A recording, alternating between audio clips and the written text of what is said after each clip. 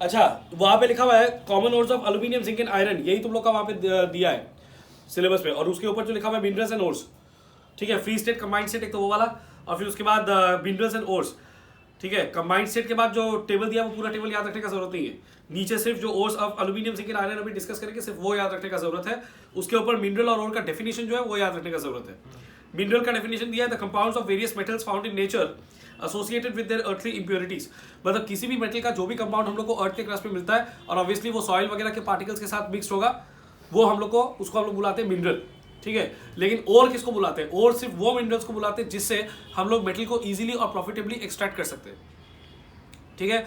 Metal का जो किसी पर्टिकुलर मेटल का जो मिनरल्स है हम लोग उस मेटल को आराम से निकाल सकते हैं, मतलब इजीली निकाल सकते हैं और प्रॉफिटेबली भी निकाल सकते हैं, उसको हम लोग बोलते हैं ओर, ठीक है।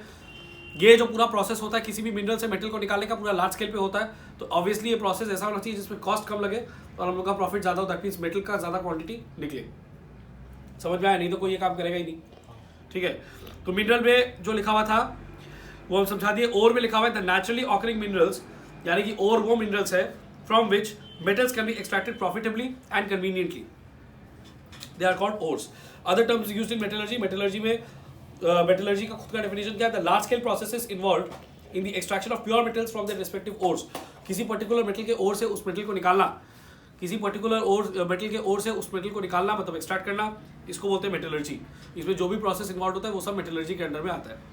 उसके बाद मैट्रिक्स, यहाँ पे जो मैट्रिक्स है वो मैथ्स का मैट्रिक्स नहीं है, यहाँ पे मैट्रिक्स में लिखा हुआ है the rocky impurities including silica. देखो सिलिका जो होता है यहाँ पे SiO2 करके फॉर्मूला दिया है, वो सैंड में रहता है। सिलिका, मड एक्सेट्रा, ये सब जो इम्प्योरिटीज है ये सब तो सॉइल में रहता ही है, सैंड, मड ये सब सॉइल में रहता ही है, तो ऑब्वियसली ये सब जो है वो मिनरल्स यानी कि ओर्स के साथ मिक्स रहेगा, तो इन लोगों को पहले हटाना पड़ेगा और फिर उसके बाद वो ओर में से मेटल को निकालना पड़ेगा। The rocky impurities including silica, mud etcetera associated with the ore is called matrix और गैंग, GANGUE, ठीक है। गंगू करके मत इसको याद रखा जा सकता है, गंगुई, GANGUE। गैंग के नाम से याद है, गैंग तुम याद रखिएगा तो तुम GANG लिख के आ जाएगा, ठीक है। तो जो इम्प्योरिटीज, रॉकी इम्प्योरिटीज यानी कि सैंड, मड, इस तरह का जो सॉलिड पार्टिकल्स का इम्प्योरिटीज, सॉइल वाला इम्प्योरिटीज ये साथ में रहेगा और के साथ, उसको बोलेंगे मैट्रिक्स या गैंग। फ्लक्स क्या है? अगेन ये मैग्नेटिज्म वाला फ्लक्स नहीं है। The substance added to the ore to get rid of the matrix, यानी कि ओर में जो सब्सटेंस हम लोग ऐड करते हैं जिससे कि मैट्रिक्स मतलब वो इम्प्योरिटीज हट जाए, उसको बोलते हैं flux, resulting in the formation of a fusible compound that is slag, ठीक है। The substance added to the ore, ये मतलब आर्ट है, लोग का टैलेंट है, एक डेफिनेशन के अंदर दूसरा घुसा दिया। The substance added to the ore to get rid of the matrix, ये है फ्लक्स, यानी कि जो सब्सटेंस हम लोग ओर में डाल रहे हैं मैट्रिक्स को हटाने के लिए। उसके बाद क्या हो रहा है? मैट्रिक्स और फ्लक्स एक साथ जब रिएक्ट कर रहा है तब एक कंपाउंड बन रहा है जिसका नाम है स्लैग। तब जो कंपाउंड बनता है उसका नाम होता है स्लैग, और वो फ्यूजिबल है। फ्यूजिबल का मतलब कि वो मेल्ट किया जा सकता है, गलाया जा सकता है, ठीक है। फ्यूजिबल का मतलब है विच कैन बी मेल्टेड, अगर लिखना हो तो लिख लेना। फ्यूजिबल का मतलब है विच कैन बी मेल्टेड, लिख लो।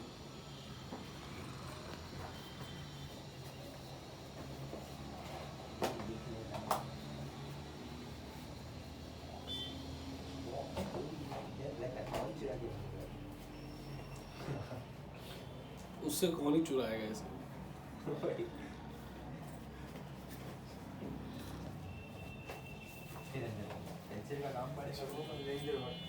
इसके बाद common ores of aluminium, zinc and iron. तो एल्यूमिनियम का जो कॉमन ओर्स है, सबसे मेन जो ओर जो है उसका नाम है बॉक्साइट। बॉक्साइट का जो केमिकल फॉर्मूला है, केमिकल नेम, वो है हाइड्रेटेड एल्यूमिनियम ऑक्साइड। हाइड्रेटेड का मतलब उसमें पानी रहेगा, वाटर ऑफ क्रिस्टलाइजेशन साथ में रहेगा। और एल्यूमिनियम ऑक्साइड का फॉर्मूला होता है Al2O3। तो Al2O3 के साथ दो वाटर मॉलिक्यूल, हर Al2O3 का मॉलिक्यूल के साथ दो वाटर मॉलिक्यूल अटैच्ड होगा। उस वाटर को हम लोग बोलते हैं वाटर ऑफ क्रिस्टलाइजेशन। फॉर्मूला है Al2O3.2H2O, हाइड्रेटेड एल्यूमिनियम ऑक्साइड। ये है बॉक्साइट का केमिकल नेम और केमिकल फॉर्मूला, ठीक है। उसके बाद है cryolite, sodium aluminium fluoride. Sodium aluminium fluoride मतलब Na3AlF6। उसके बाद है कोरंडम एल्यूमिनियम ऑक्साइड अकेले, दैट इज Al2O3। लेकिन मेन जो सबसे ज्यादा अवेलेबल होता है वो है बॉक्साइट, ठीक है। बॉक्साइट क्यों सबसे ज्यादा अवेलेबल होता है? क्योंकि एल्यूमिनियम ऑक्साइड का पानी के लिए बहुत ज्यादा एफिनिटी मतलब अट्रैक्शन होता है, तो इसलिए एल्यूमिनियम ऑक्साइड का मॉलिक्यूल्स आसपास का सॉइल वगैरह के का जो एरिया है वहां से वाटर मॉलिक्यूल्स को लेके अपने साथ अटैच कर लेता है, वाटर ऑफ क्रिस्टलाइजेशन के हिसाब से, इसलिए हर एल्यूमिनियम ऑक्साइड का मॉलिक्यूल के साथ 2 वाटर मॉलिक्यूल अटैच होता है। इसके बाद ओर्स ऑफ जिंक पे आएंगे। ओर्स ऑफ जिंक का मतलब जिंक ब्लेंड मतलब जिंक सल्फाइड मतलब ZnS, कैलामाइन मतलब जिंक कार्बोनेट मतलब ZnCO3 और जिंकाइट मतलब जिंक ऑक्साइड मतलब ZnO। ठीक है, यहाँ पे देखते रहना, बीच बीच में अगर रुक जाए तो मेरे को बोलना। और ओर्स ऑफ आयरन, आयरन का जो ओर्स है सबसे मेन हो रहा है हेमाटाइट। क्या हो रहा है सबसे मेन? हेमाटाइट। हेमाटाइट का formula iron 3 oxide. Iron 3 oxide मतलब Fe3+ और O2-, तो क्रिस क्रॉस करके Fe2O3 आएगा। उसके बाद है मैग्नेटाइट मतलब ट्राई आयरन टेट्रॉक्साइड। ट्राई आयरन का मतलब है 3 आयरन, टेट्रॉक्साइड का मतलब है 4 ऑक्सीजन, तो Fe3O4। आयरन पायराइड्स यानी कि आयरन डाइसल्फाइड मतलब FeS। Fe3O4 में वैलेंसी से किया है। Fe3O4 वैलेंसी से नहीं है। अच्छा क्वेश्चन किया ये तुम। Fe3O4 वैलेंसी से नहीं है। ठीक है, ये जो है ये हम बता दे रहे हैं, ये थोड़ा सा स्पेशल है। किस हिसाब से स्पेशल है देखो, अगर हम आयरन 2 ऑक्साइड का बात करेंगे, आयरन 2 ऑक्साइड में होगा Fe2+ O2-, क्रिस क्रॉस करेंगे तो आएगा FeO 2 करके। आयरन 3 ऑक्साइड का अगर बात करेंगे तो Fe3+ और O2-, तो आएगा Fe2O3। तो फिर ये Fe3O4 कहां से आया? आयरन का कोई वैलेंसी तो होता नहीं है, ये दोनों को मिला करके Fe3O4 आता है। तो Fe3O4 को एक्चुअली ऐसे भी लिखा जा सकता है, Fe2 कभी कभी ऐसे भी लिखते हैं Fe2O3.FeO, मतलब एक Fe2O3 का मॉलिक्यूल और एक FeO का मॉलिक्यूल एक साथ अटैच्ड। ठीक है, इसलिए इसको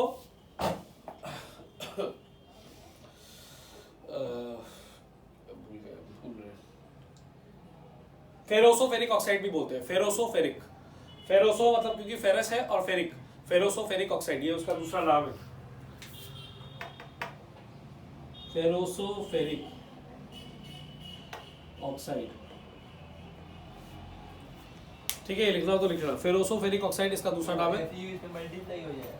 हाँ मतलब ऐड हो जा रहा है, Fe2O3.FeO मतलब ऐड, जैसे वाटर ऑफ क्रिस्टलाइजेशन अटैच रहता है वैसे अटैच है दोनों एक दूसरे के साथ, तो Fe3 हो जाएगा, O4 हो जाएगा। इसका और एक नाम है magnetic oxide of iron.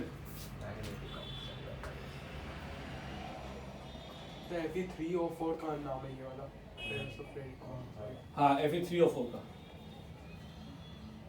Fe3O4 ही तो ये है ना, इसका नाम है। मैग्नेटिक ऑक्साइड ऑफ आयरन भी इसका नाम है, और ट्राई आयरन टेट्रॉक्साइड भी नाम है।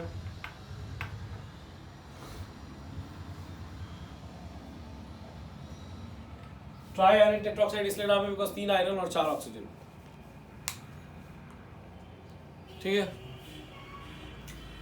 फेरोसोफेरिक ऑक्साइड, ट्राई आयरन टेट्रॉक्साइड और मैग्नेटिक ऑक्साइड ऑफ आयरन, ये तीनों इसका नाम है।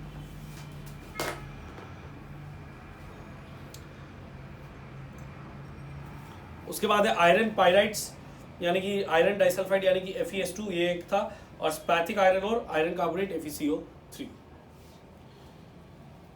तो एक बार पॉज कर देते हैं।